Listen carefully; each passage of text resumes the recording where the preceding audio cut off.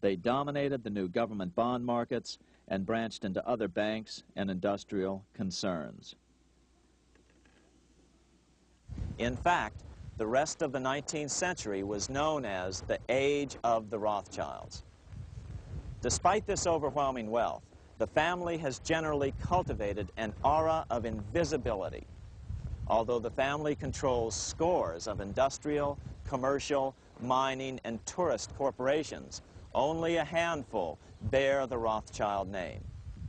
By the end of the 19th century, one expert estimated that the Rothschild family controlled half the wealth of the world. Whatever the extent of their vast wealth, it is reasonable to assume that their percentage of the world's wealth has increased since then. But since the turn of the century, the Rothschilds have cultivated the notion that their power has somehow waned even as their wealth increases.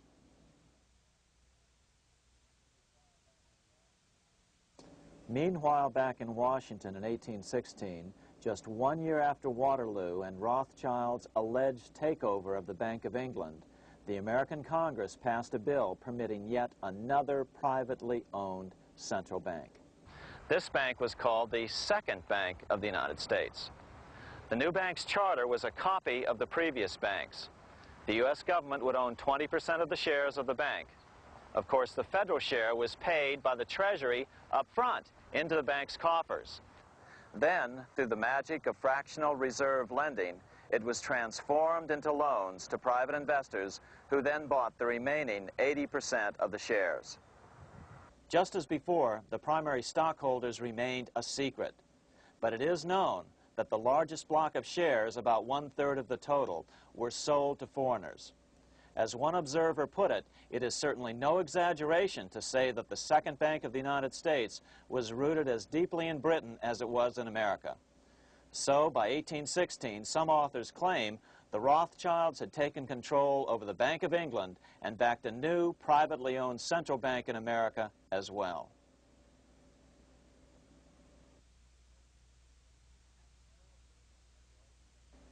After 12 years of manipulations of the U.S. economy on the part of the Second Bank of the U.S., the American people had had just about enough. Opponents of the bank nominated a dignified senator from Tennessee, Andrew Jackson, the hero of the Battle of New Orleans, to run for president. This is his home, the Hermitage. No one gave Jackson a chance initially.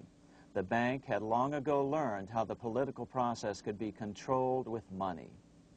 To the surprise and dismay of the money changers, Jackson was swept into office in 1828.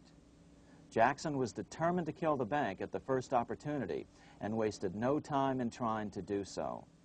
But the bank's 20-year charter didn't come up for renewal until 1836, the last year of his second term, if he could survive that long. During his first term, Jackson contented himself with rooting out the bank's many minions from government service.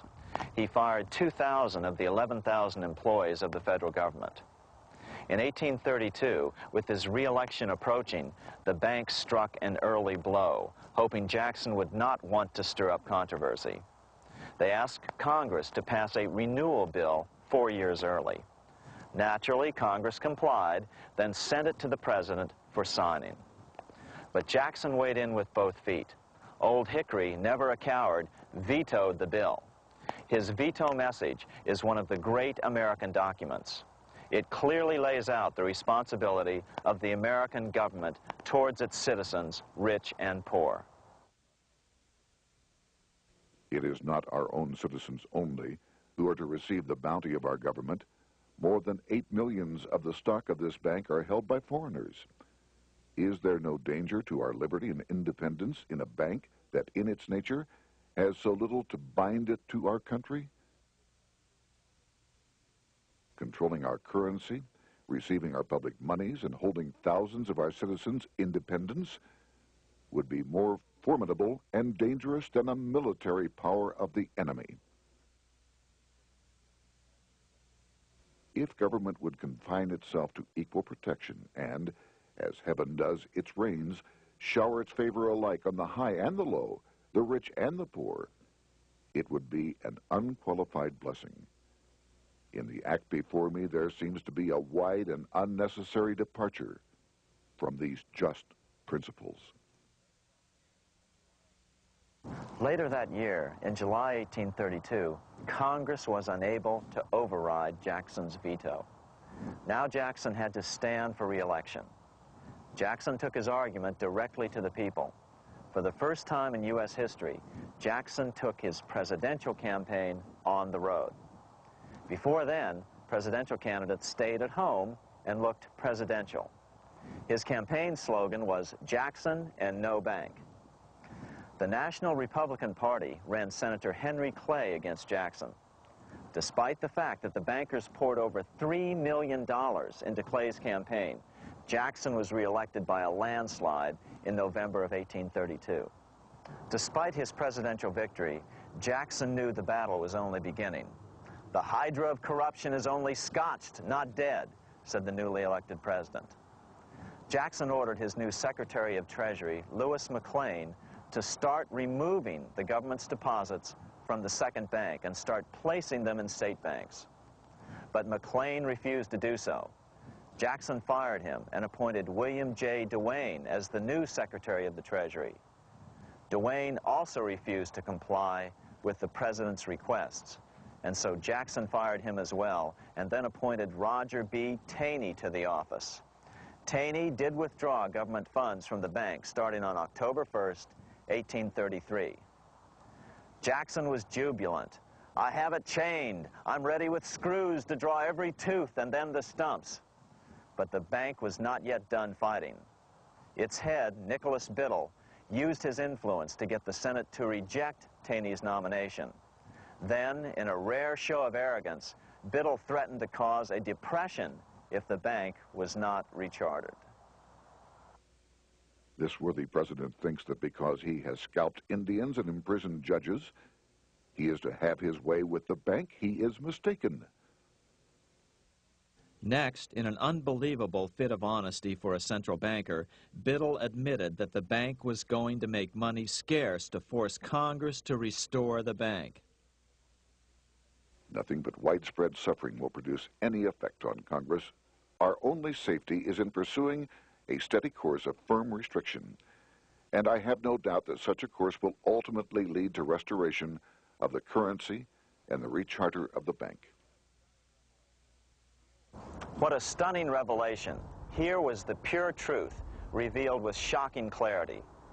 Biddle intended to use the money contraction power of the bank to cause a massive depression until America gave in. Unfortunately, this has happened time and time again throughout U.S. history and is about to happen again in today's world. Nicholas Biddle made good on his threat. The bank sharply contracted the money supply by calling in old loans and refusing to extend new ones. A financial panic ensued, followed by a deep depression. Naturally, Biddle blamed Jackson for the crash, saying that it was caused by the withdrawal of federal funds from the bank. Unfortunately, his plan worked well. Wages and prices sagged. Unemployment soared along with business bankruptcies. The nation quickly went into an uproar. Newspaper editors blasted Jackson in editorials. The bank threatened to withhold payments, which then could be made directly to key politicians for their support.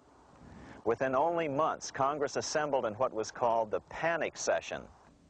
6 months after he had withdrawn funds from the bank, Jackson was officially censured by a resolution which passed the Senate by a vote of 26 to 20. It was the first time a president had ever been censured by Congress. Jackson lashed out at the bank. "You are a den of vipers. I intend to rout you out, and by eternal God, I will rout you out." America's fate teetered on a knife edge. If Congress could muster enough votes to override Jackson's veto, the bank would be granted another 20-year monopoly or more over America's money, time enough to consolidate its already great power. Then a miracle occurred. The governor of Pennsylvania came out supporting President Jackson and strongly criticized the bank. On top of that, Biddle had been caught boasting in public about the bank's plan to crash the economy. Suddenly, the tide shifted.